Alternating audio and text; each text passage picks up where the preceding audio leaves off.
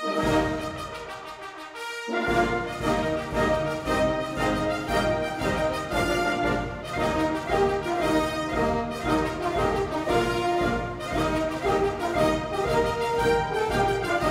week in Limbourgeois, mini-concert van André Rieu in Maastricht en Jan Hommen als topspreker op bijeenkomst Rabobank.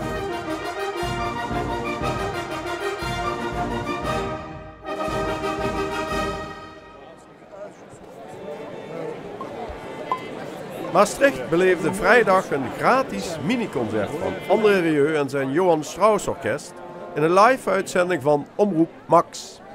Niet op het Vrijthof, waar Rieu normaal optreedt, maar op het kleinere, maar intieme Onze Lieve Vrouwenplein. Dat moet toch heerlijk voelen zo, hè? Ja, dat voelt heerlijk. Ja. In mijn eigen stad met mijn 2 zonen. En wat betekent dit plein voor jou?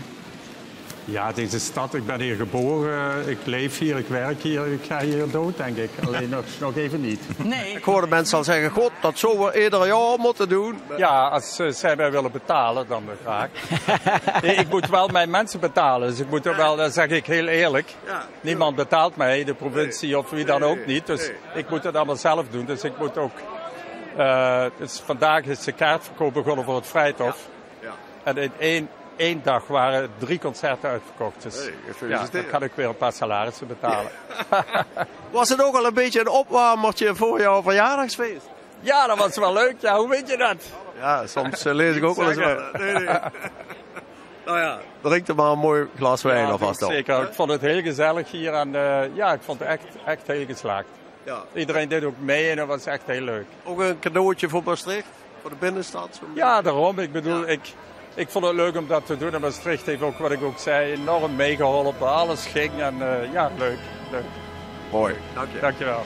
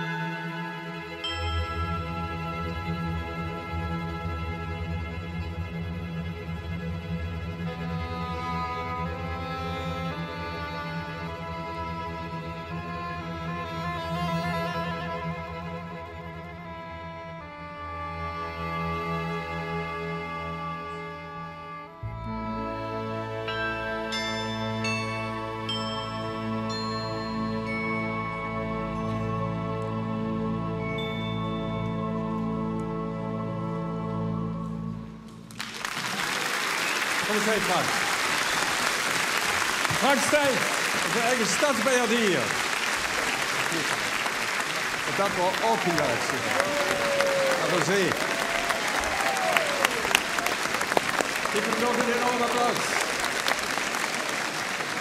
Pierre, dat is toch anders dan op het Vrijthof, niet? Hier. Ja, het is een beetje kleinschaliger, maar wel sfeervol. Het is, je hebt die stoelen niet allemaal natuurlijk op een rijtje. Je hebt de gewone tafeltjes. Ik moet zeggen, het is fantastisch zo. Maar hij heeft weer alle mazzel met het weer ook.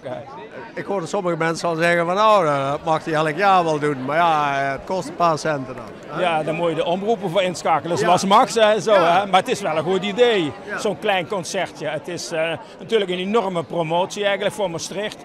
En voor dit plein. Maar er moeten niet te veel mensen op dit plein komen. Want we wilden dat toch een beetje houden voor ons Maastrichtenaren. Maar ja. Ja, want hier zit eigenlijk de Maastrichtenaren. Ja, meer dan op het Vrijthof.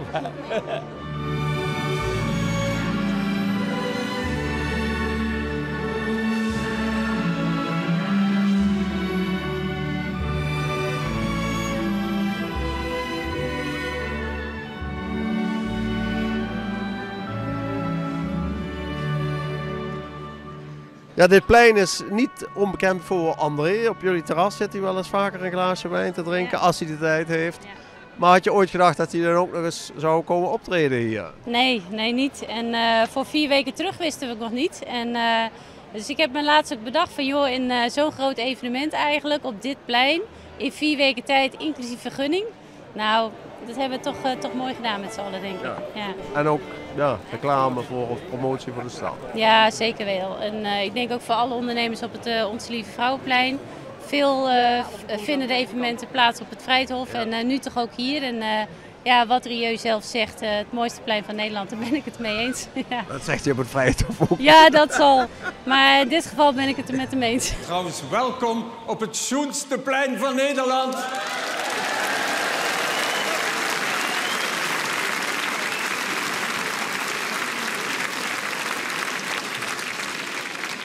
Als we op het Vrijthof spelen, zeg ik het aan, maar nu zeggen we het niet.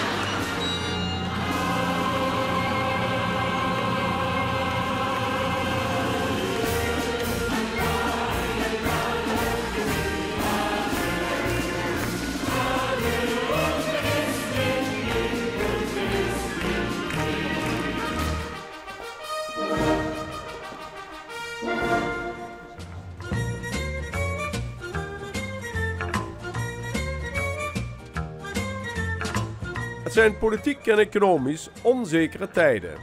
Dus kwamen veel vermogende klanten van de Rabobank af op een informatiebijeenkomst in La Butte au Bois. Vooral de voordracht van Jan Homme bleek aan te spreken.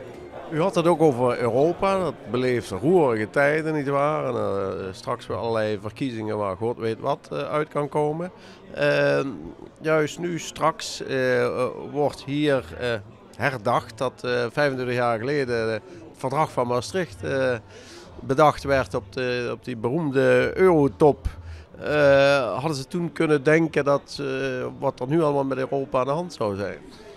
Nou, als ze dat toen bedacht hadden, dan hebben ze niet zo goed werk gedaan. Dan hadden ze dan beter werk kunnen leveren. Ja, de euro is natuurlijk een ontwikkeling die nog niet af is. En eigenlijk is het een omgekeerde ontwikkeling. En normaal geef je een munt uit als je al een koninkrijk hebt. Dus je gaat eerst de politiek doen en dan pas de munt uitgeven. En wij hebben net het omgekeerde gedaan. Dus door de euro te hebben drijven wij de politiek naar een eenheid toe. Ik denk niet dat dat de juiste manier is om het te doen.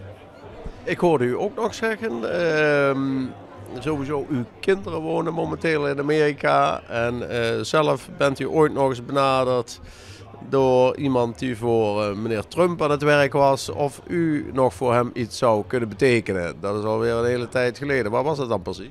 Ja, ik werkte toen voor Alcoa. Ik was daar Chief Financial Officer. En dan krijg je zo van die telefoontjes van tijd tot tijd van een headhunter. Ik ben daar niet serieus op ingegaan. En ik heb ook niet de indruk dat het, misschien was het niet eens serieus, ik weet het niet. Maar ik vond het wel leuk achteraf om te zeggen, ja, ik heb een keer een telefoontje gehad. Maar goed, nu kijkt u misschien helemaal met grote interesse naar de uitslag van de verkiezingen. Houdt u een beetje uw hart vast? Ja, ik vind het wel zorgwekkend dat er 2 kandidaten zijn die eigenlijk niet aanspreken bij het publiek. Of gevoelens van negativiteit oproepen bij grote delen van het publiek. Dat is niet goed voor de president zelf, die gaat komen, en niet goed voor het land zelf. Dus het zou goed zijn als er iemand zou komen die echt een handreiking naar het publiek zou kunnen doen. En meer mensen zou kunnen omarmen en de president van iedereen zou kunnen zijn. Ja, ik hoorde u vertellen en de Rabobank als zodanig had dat onlangs al naar buiten gebracht van... Ja, we verdienen in Nederland eigenlijk te weinig. Althans, de salarissen kunnen best een flink stuk omhoog. Ik dacht, nou, dat moet ik zijn. Nou ja, zoals ik al gezegd heb, dat beperkt zich wel tot bepaalde sectoren. Dus er zijn sectoren waar de salarissen wat achtergebleven zijn bij de arbeidsproductiviteit. Ja, in die sectoren zou je toch willen dat de lonen op een gegeven moment een beetje toenemen. Want als die mensen meer verdienen, stijgt de vraag binnenlands. En dan gaan we er allemaal wat op vooruit. Ja. Hebben we te veel bezuinigd? Ja, dat zou je kunnen zeggen. Ik denk dat wat ik in het verhaal geprobeerd heb te zeggen, is dat we vooral op het verkeerde moment bezuinigd hebben. Uiteindelijk wil je wel dat die overheidsfinanciën onder controle zijn. Die zorguitgaven onder controle zijn. Maar tegelijkertijd heb ik in het verhaal gezegd, we bezuinigen net op het verkeerde moment. Wanneer het slecht gaat met de economie, duwen we de economie nog net iets verder de modder in, zeg maar.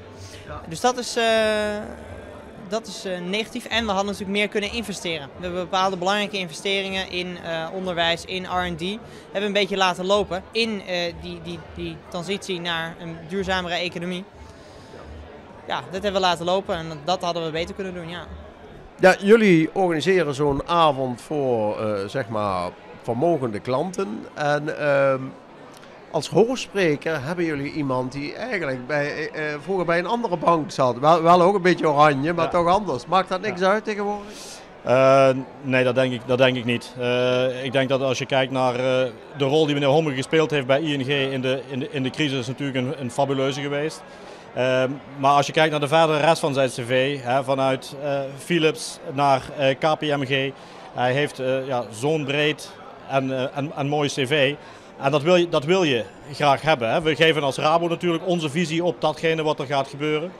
Dan wil je ook iemand hebben die daar vanuit een breder perspectief naar kan kijken. En ja, hoe breed kun je het hebben bij iemand die op zoveel plekken in Amerika hier heeft gewerkt en zoveel heeft gezien en zoveel ervaring heeft. Ja, dan krijg je een visie van iemand die, denk ik, kijk op zaken heeft.